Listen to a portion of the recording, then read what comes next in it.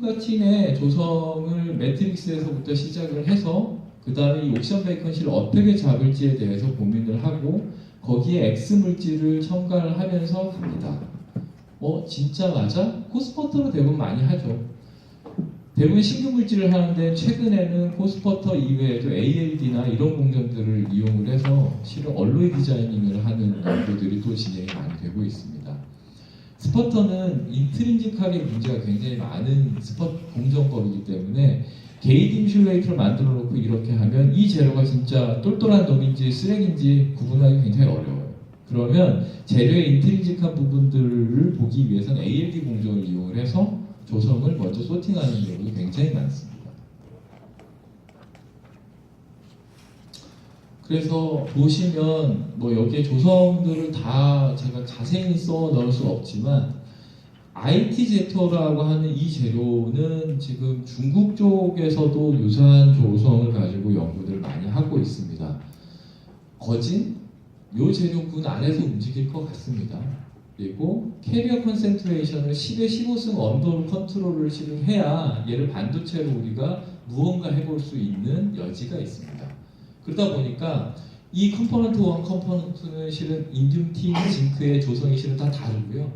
그거 중에 외부의 저희가 리액티브 스퍼터를 대부분 사용을 하죠. 리액티브 스퍼터가 이 산소에 얼마만큼 반응하는지를 보고서 재료 소팅을 합니다.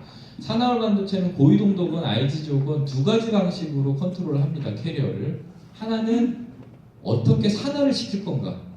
산화물인데 산화를 시킨다는 표현을 제가 쓰는데 조금 더 모어 옥시데이션을 시키는 게 가장 중요합니다. 거기서부터 이제 여러 가지 문제가 발생을 합니다.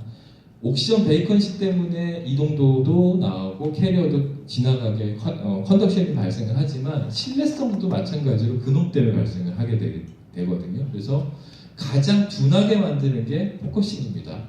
산화물 반도체는 둔하게 만들어야 됩니다. 이런 조성들을 가지고 쭉 해보고 그 다음에 열처리 공정을 해보고 얘가 조성이 변하지 않는지를 보는 것들도 합니다. 그걸 가지고 재료 소팅을 하는 게 일단 재료하는 사람들은 우선해서 하고 있고요. 인듐과 틴을 방금 전에 강의하셨던 분이 가셔서 다행인데요. 김대환 교수님 쪽에서 실은 에비니쇼를 몇 년 전에 저희랑 같이 하셔서 인듐과 틴이 실제 컨덕션 밴드 미니멈 쪽에 컨덕션을 굉장히 잘 만들어주는 재료구나라고 해서 보여준 그런 에비니쇼 결과입니다. 대부분 이 신뢰성에 관련된 것들은 많이들 아셔서 좀 간단하게 넘어가겠습니다. 빛 가해지고 일렉트론과 홀이 있는 상태에서 네거티브 바이어스를 게이트 쪽에 걸면 일렉트론은 전부 반대 방향으로 이동을 합니다. 따라서 어떤 일이 벌어지냐? 같은 VG에 반응하는 캐리어가 훨씬 많아집니다. 이걸 우리는 MBTS 혹은 MBTIS 신뢰성이 나빠진다 혹은 VTH가 네거티브로 간다는 표현을 씁니다.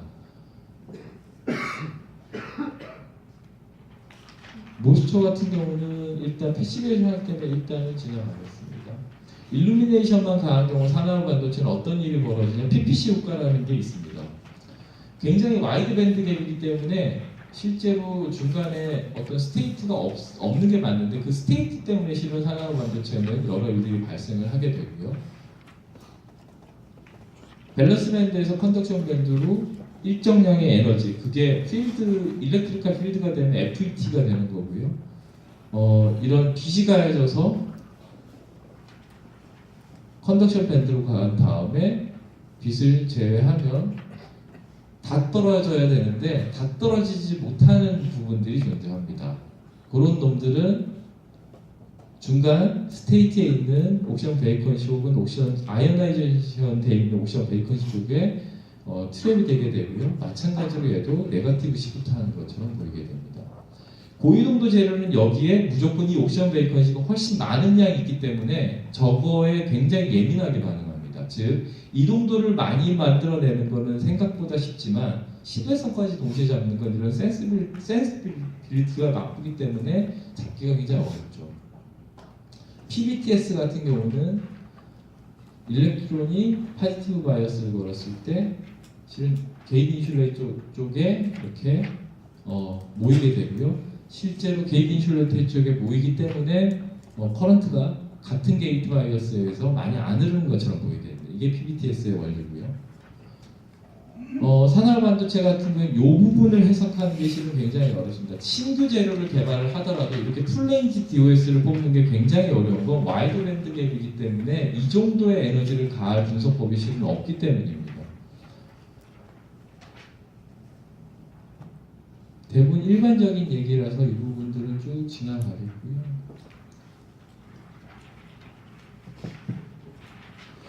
결국 옥션 베이컨시를 어떻게 컨트롤하냐. 고이동도는 옥션 베이컨시를 많이 만들어주고 프리 일렉트론을 많이 내야 고이동도 재료가 되는데 이 부분을 어떻게 컨트롤하냐가 가장 핵심이 됩니다. 그 중에서도 수소는 옥션 베이컨시하고 결합이 되면 패시베이션이 되기 때문에 그 신뢰성을 향상시킬 수 있습니다만 나머지 잉여에 본딩에 관여하지 않는 아주 모바일한 수소들이 문제가 많이 발생을 하게 되죠.